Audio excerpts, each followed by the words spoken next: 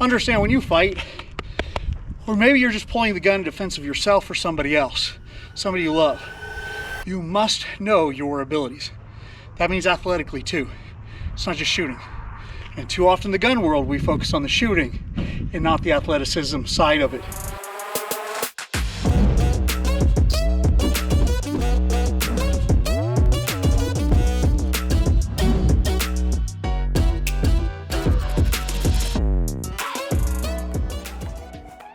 Hi ladies and gentlemen, Adam Winch here with Defenders USA. I want to show you something I think is oftentimes missing in the training world that I think we need to incorporate a bit more. Before I even explain it, I'm just going to do it and then we'll talk about it later.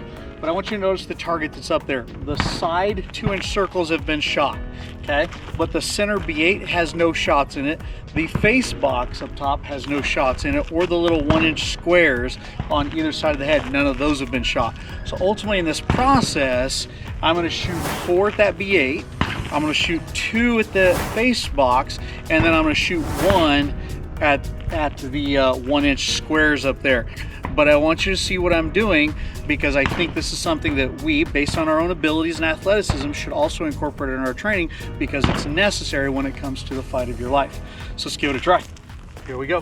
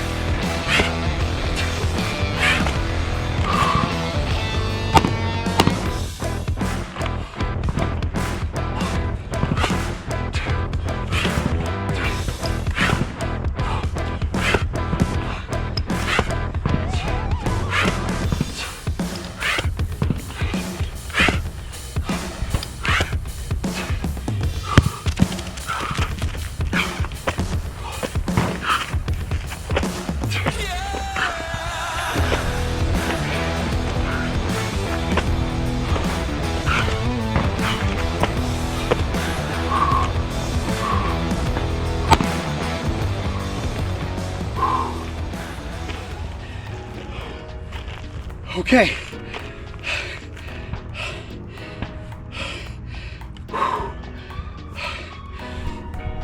So, I got so caught up in not wanting to sweat too much, I left my ears off for the first portion. Those first 4 shots were loud.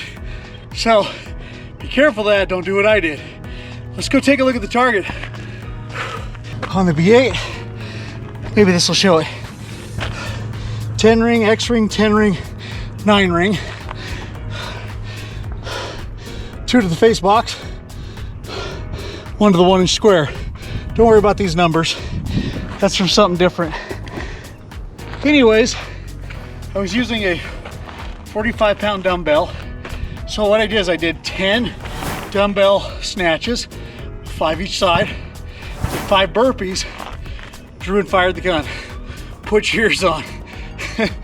Then I did 5 burpees, 10 dumbbell snatches, fired 2 at the face box. Then I did, because the dumbbell was already there, I think 10 more dumbbell snatches, 5 more burpees, 1 precision shot to that 1-inch square. By the way, I was at 5 yards, about 5 yards. Shooting a 1-inch square for 5 yards under stress, I think is an important skill we'd be able to do. If you're a defender of life and you carry a gun in defense of life, you need to know when you can shoot, what heart rate you can shoot at. Towards the end, I didn't just slow down because I was getting a little bit winded and tired. I slowed down slightly because I knew I had to shoot precisely.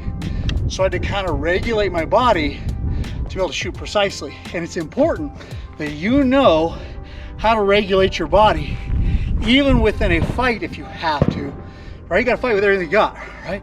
I mean, boys and girls, is a fight for life. You should be a junkyard dog on the chain. A junkyard dog on a chain. The chain's about to break, which means you're going crazy because you're fighting for your life. But if you're gonna do highly precision stuff, you need to know your ability to do so. And one way to do it is go out and test yourself on something short and see where you're at. For bigger targets, smaller targets, extremely small targets. Understand when you fight, or maybe you're just pulling the gun in defense of yourself or somebody else, somebody you love, you must know your abilities. That means athletically too. It's not just shooting. And too often in the gun world, we focus on the shooting and not the athleticism side of it. Unfortunately, for the defense of life, when you use these as tools for the defense of life, it is a subjective and individual thing. And we all have different athleticisms. And it's important you know where you're at if that day ever comes. All right, boys and girls, Adam Winch, Defenders USA.